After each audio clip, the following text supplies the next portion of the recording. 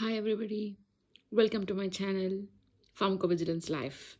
So, current session comes under the career in pharmacy.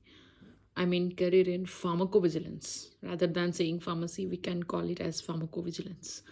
Um, okay, so here the main qualification required for the getting the job in the field of pharmacovigilance, maybe the B Pharm, M Pharm, Pharm D, BTS, MBPS, or PhD professionals are the eligible for getting paid, I mean, job role in the field of pharmacovigilance, right? So many questions maybe arises. Is only B Pharm is enough? Yes. Any graduation, undergraduation in the field of pharmacovigilance, I mean to say in the field of pharmacy or in the field of medical, that is MBBS or MBBS PhD or MS, MD kind of things are pretty enough for getting job in the field of pharmacovigilance. Done. And next comes to the job profiles and the titles and the roles, entry levels and mid levels we can consider right now. Okay, the entry level job, that is maybe the fresher, is for drug safety associate. Okay, so the fresher of B Farm, M Farm, Farm D, these persons may be eligible for this entry level position, drug safety associate. In some organizations it may be called as drug safety associate 1. Okay, it depends upon the organization to organization. So the role of drug safety associate maybe again it may be categorized into different departments. Okay, in entry level there are many n number of departments. Okay, so let us come department by department. Okay, so the first is the triage and booking. So this is the department where we can see the case processing persons can book the case. I mean, they have to book in the ICSR. Rather than saying the case, I would call it as an ICSR for your easy understanding, right? So the person who book in the case and ICSR comes under the role of triage. Okay, so this is the one role. And next coming to the medical information contact center. So in some times it may call as medical information communication center, medical information call center rather than, right? So in this perspective I can say, so it is pretty well stands as a communication role where we will get the n number of calls where they can provide us the n number of quality complaints, safety complaints, efficacy complaints regarding our product. Okay, for example, let us consider you are working for the hetero or Dr. Reddys. Okay, so if you work in this department like medical information contact center, so you will be having one toll free number. So the people, I mean general people, patients or healthcare professionals or the consumers, rather than saying the people, I would call the consumers. So they will call you with the toll free number, or they will like simply they can share the mail with you. So by giving certain complaint, so by taking X and X drug, they're getting some experiencing some event. Okay, so they will provide you the quality complaint in some cases like lack of drug effect. Okay, so all these complaints can be filed by the person who works in medical information contact center. And next comes to the case processing. So the actually this is a major department, I would call this as a major department in the entry level. So the mainly 80% of the like professionals who are going to the freshers interview, so they will be considered for this role, case processing role, case processor.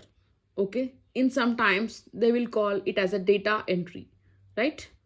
Okay, so they have to fill the information of the patient, drug, event, and the reporter informations which they have received in the MICC. They have to like process the case over here, right? So the information which received by the MICC person, they will document the information and they will like share the documented information with you guys, with case processor people.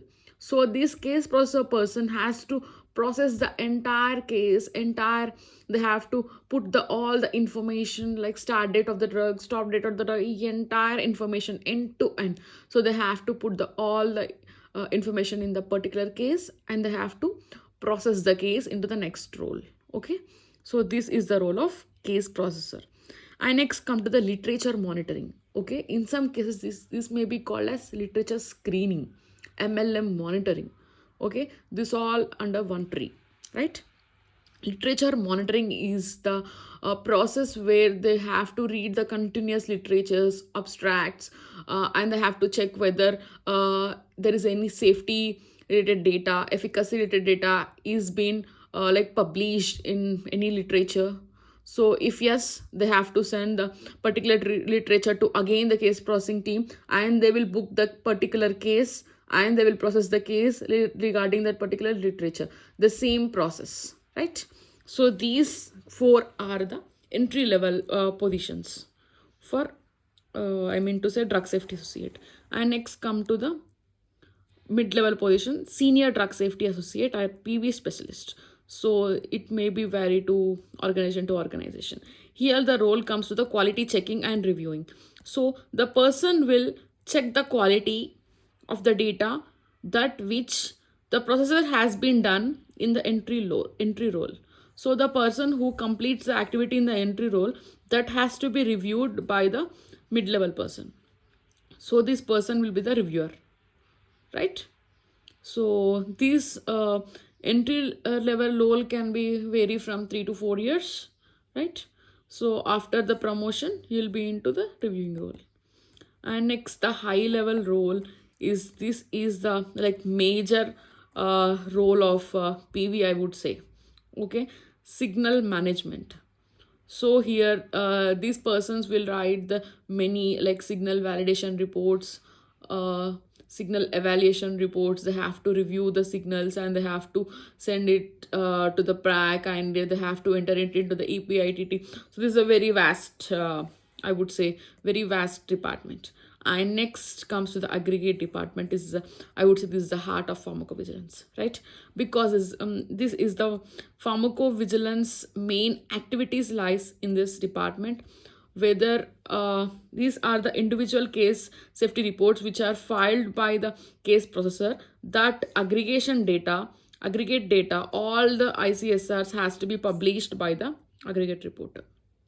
Okay, so that maybe they have to write the PSURs, PDers, PBR, ERs, and so there are many like a number of reports and ad hoc reports they have to submit to the HA. There will be separate templates to that. So this is the highest payment of the job. Okay, this the entire PV, in entire PV, this aggregate report department has great pace, right? And next come to the risk management. Risk management is also the part of aggregate reporting department. In some organizations, this risk management department comes under the regulatory as well. But in our Indian companies, it comes under like aggregate report department only. So here they have to write RMPs. They have to write RMPs. Okay, so these persons would call like medical writer, safety. In some cases they may be called like safety aggregate writers, also scientific writers. It may be like again changed to organization. So these all the like job roles which are available for the PV department. Okay, this is the one of the booming industry right now in the pharmacy, I would say. Okay, so stay tuned to connect with us, and please do like, share and subscribe our channel. If you have like any questions or any queries, and if you wanted to know any specific topic in the field of pharmacovigilance or any like discussions, so please put comments so that I can do the particular videos depending upon the demand. Yep. Okay, thank you so much. Bye.